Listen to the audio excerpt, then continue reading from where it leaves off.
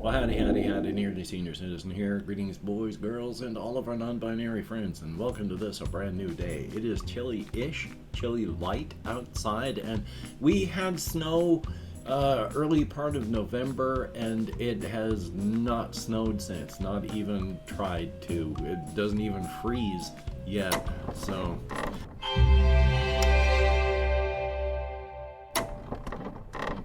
Yay!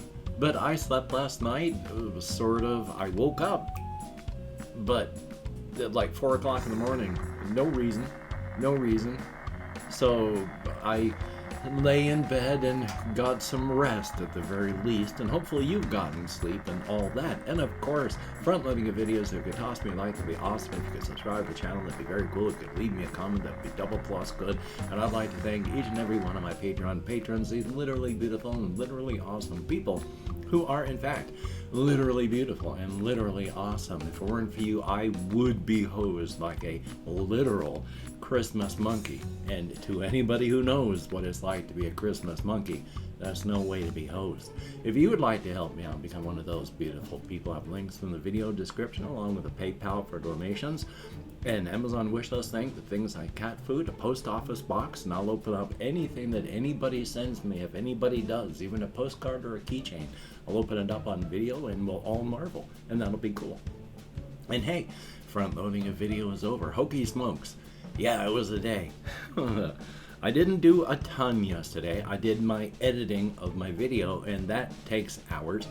It takes fewer hours than it used to, but it still takes hours. And then I just relaxed until it was time for walkies, and then went for walkies and came home and relaxed and slept. I thought of as much creative stuff as I could when I was out walking, because that's my creative time.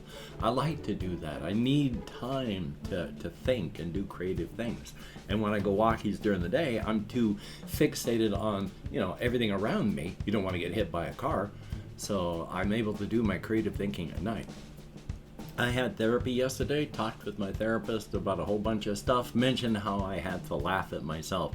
Because when I'm out on walkies, I have to stop myself from thinking about things I can't do anything about at the time because I'm out on walkies. So fixating on, oh gosh, I wonder if I can do this, or gosh, this stuff hurts, or gosh, and it's like, that's not going to help. What I need to do is think about happy, wonderful stuff where nobody ever gets hurt. The world where all sorts of people are eaten. And yeah, my happy place of thought is about the Crimson Kingdom on the inside, on the razor's edge, and the cryptid world, and each and every day, a truly terrifyingly frightening number of human beings are devoured in each of those settings. Thumbs up for that. One of the reasons, of course, is on the razor's edge, we are the most commonly eaten meat animal on the razor's edge. If you take a look in predators' bellies, every predator that is of a certain size, that of course can eat a megafauna like we are megafauna, they will have human meat in their bellies. But while you'll just have, let's say, the entire razor's edge is a sphere, and you have tinier spheres of influence within it, each of the little predators only take up a tiny little space. And so you might have 1,000 predators over here, and when you add them all up, they only take up like 1%. All of the predators are everywhere, but they're only in their own areas. But human beings, we are everywhere. One predator group just might be here, but we cover the entirety of the sphere and we fill it. There are people everywhere. We're the most commonly eaten meat animal because we're everywhere. We are the most common meat animal on the razor's edge. So it would be weird if we weren't predated upon. And one of the reasons, there's two reasons why people on the razor's edge and the inside and such don't freak out when people are eaten in front of them. I mean, they freak out, yes, because nobody likes to watch that sort of stuff. There's body horror, fear of death, and all that. But they don't freak out like we do out here in our world. is stated 2 reasons. Number 1, mind is a function of brain. And if you have the sight, so you can see the inside and the razor's edge, or if you have your third eye open and you have cryptid vision, your brain physically changes. Additions of extra universal brain structures. Your brain is different. Mind is a function of brain. Your mind is different. You're not thinking the way a person without the sight or the vision would. You don't freak out. Those extra brain structures change your thinking. You still have, oh, I don't want to die. Oh, that's horrible, they're being hurt like that. Gosh, I don't like seeing the insides of human bodies. But you don't have that massive fight, flight, or freeze reaction. It's not truly terrifying in that fashion. And the second part of it is, at the moment, on the razor's edge especially, the people that live there have a different understanding of their point in their existences in their worlds, because the inside and the razor's edge has not walked our paths here. And right now there is an intensely secular period on the razor's edge and the inside. This is not always true. Because of deep time and fading of thoughts and philosophies and theologies, there are periods of intense secularism, there are periods of intense theism, and we just happen to be in a cycle of intense secularism on the inside and the razor's edge. Because of that, people's views on their point and purpose in existence is different. They have a greater understanding of where they are in the great web of the food chain and of life. A greater understanding that, at least for them, they are just another animal that exists. Special to us, subjectively, we are the center of the universe. Objectively, whether you're on the inside, the outside, or the razor's edge, we're just another animal.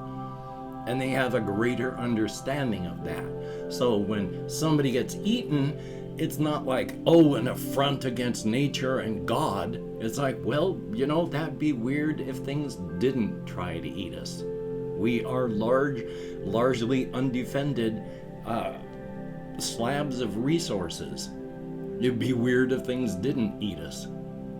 So that's their view on the razor's edge about the whole people being eaten thing. It's scary, it's frightening, it's horrific. You don't want to lose friends, family, or yourself, but it's also not the end of the world if you're uneaten. Because if you are eaten, it is.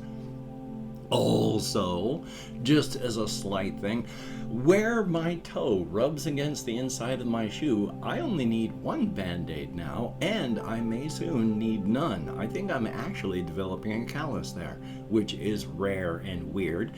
It's still discolored, but lighter. It is still sore, not as much, so thumbs up for that. And just as a quick aside, I've mentioned this before, I had to laugh this morning. I flicked on my bedroom light when I decided it was time to get out of bed, and the first thing that happens, just as it does every single day, the bedroom light went on, because I just have to reach up from where I lay in bed and I can flick the light on. And immediately from the cinematic remix of the Blood song Unholy Voices, it just went ba-dum, ba-dum, ba-da-da-dum, and it started playing again in my head, as it has every single day just upon waking up. So thumbs up for that. And of course, there's a channel that I watch on YouTube called Brew, where they talk about things. I think it was Brew. Now I can't remember if it was Brew or something else, but it was a story about a guy who ate, or no, it might have been Chubby Emu. Anyway, point being, it was a story about a guy who accidentally drank mycotoxins, which is just something that fungus, mold, has been on and in. And this is terrifying. Mycotoxins, mold, is not something to play around with. This guy had gotten a coconut, the kind that's sealed and you push a straw down into it and then you can drink out of the coconut. It's supposed to be refrigerated. He didn't refrigerate it. He's supposed to drink it fairly soon. It had been on the counter for over a month. When he got thirsty, he popped the straw down, drank. It tasted terrible. he accidentally swallowed some of it, but spit the rest of the mouthful out and kept washing his mouth out. 24 hours later, he was dead. Because there are a couple types of mold where they make a mycotoxin, which is just a fungal toxin, that it actually stops the mitochondria in your cells from functioning. And because you need those cells, mitochondria creating power so your body works, so your cells work, so your liver and your other organs work, that tiny bit that he drank, he was dead 24 hours later. Don't play games when it comes to fungus and molds. Don't eat mold that's on food. Please, it is dangerous. And now that I've gone through that, some of the other things that I wanted to talk about on my creative substance on my creative project that I'm working on is I've mentioned that there's light cryptids, dark cryptids, and shadow/gray cryptids who don't fall into either category. It's also hard to really categorize things as light or dark just based on actions, and it's weird to look at somebody and see them as light or dark cryptid when they don't do things that you would consider a light or dark cryptid. After all, King Mike, the person who's in charge of this lunatic asylum of the cryptid world in Brooklyn, South Carolina, he's like a 5'4", stocky, lightly greenish skin, spiky black hair going in every single direction. This is Big Mike, King Mike. Big Mike to his friends and not on business. King Mike when he's in court. He's a ghoul. He devours human corpses. He doesn't kill people. He wouldn't want to do that. That's not what ghouls do. They eat corpses after they've gone bad. So he does not harm human beings. In fact, has a vested interest in keeping people alive, so there's always more corpses to eat. But King Mike is a dark cryptid. But King Mike is on our side. But he's just a dark cryptid as much as, say, Lynn Tanner, the wandering stranger, urban legend, serial killer type of cryptid. But while Lynn Tanner actively goes out to get a body count and cause the corpses to pile up when he's doing his job, when King Mike's doing his job, he's just recycling resources. And yet they're both dark cryptids. And Polly, who's a plant type cryptid, specifically a flowering type cryptid, she's light. She's a light cryptid, but she's hungry. And she usually eats about 4 human beings every single month. Her boyfriend, who is a dark cryptid, eats 3 people in a year, and he's pretty typical for that. Heavy-duty, hard-hit cryptids like werewolf types and other lycanthrope types, they have to eat someone every month.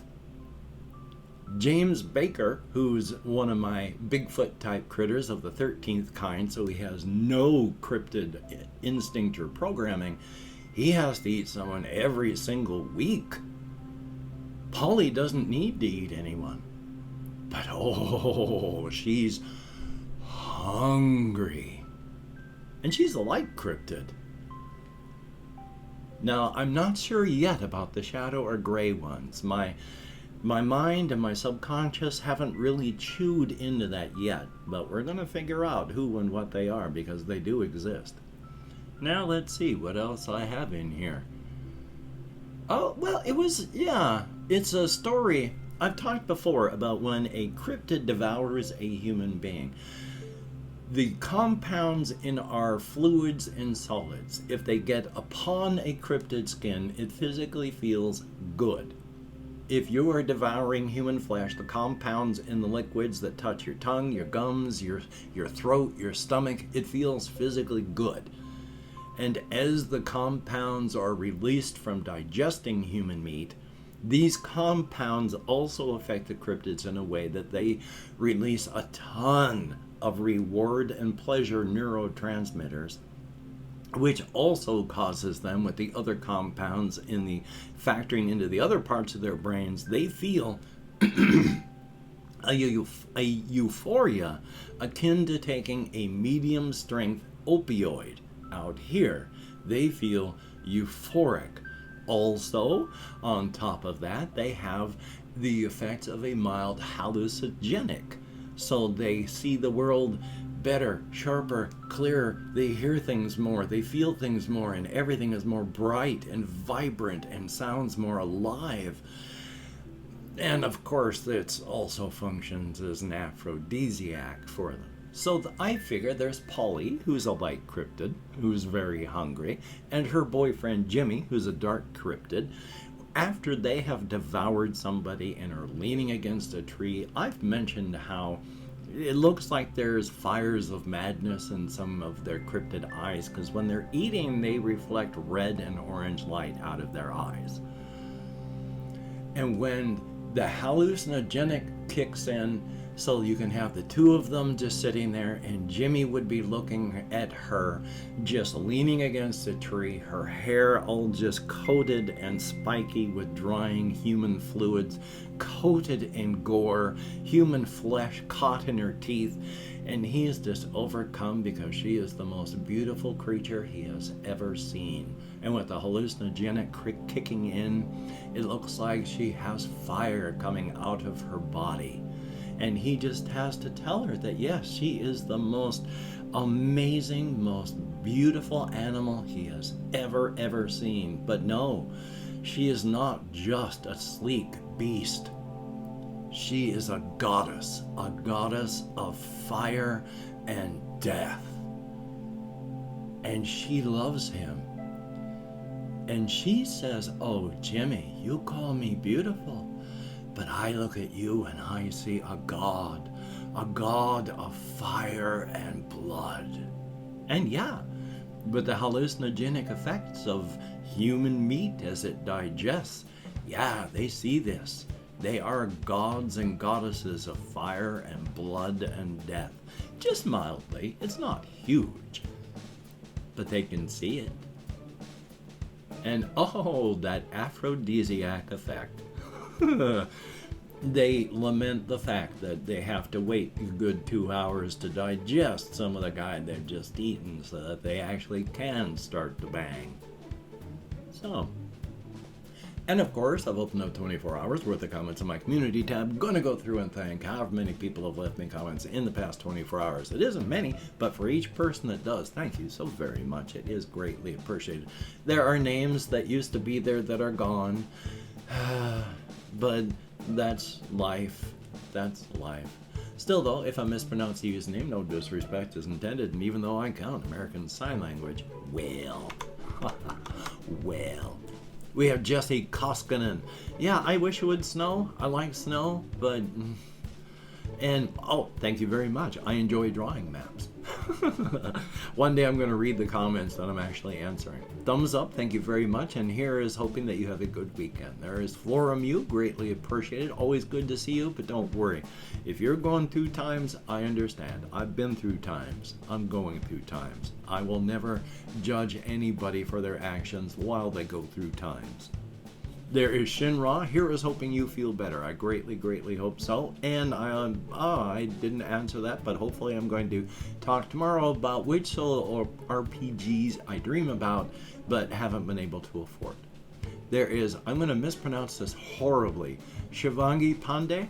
I'm not even close, but thank you very much. Greatly appreciated. RJ Mitchell, thumbs up. Thank you very much. Good to see you. JAYY, greatly appreciated. Thumbs up. There is Chris.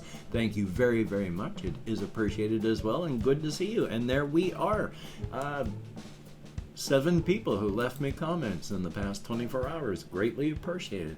You get me out of my head and into the world, dealing with real people, if only for a short time and if only in text. Greatly appreciated. Thumbs up, thank you. And of course, thank you if you've watched this far. Nobody's forcing you.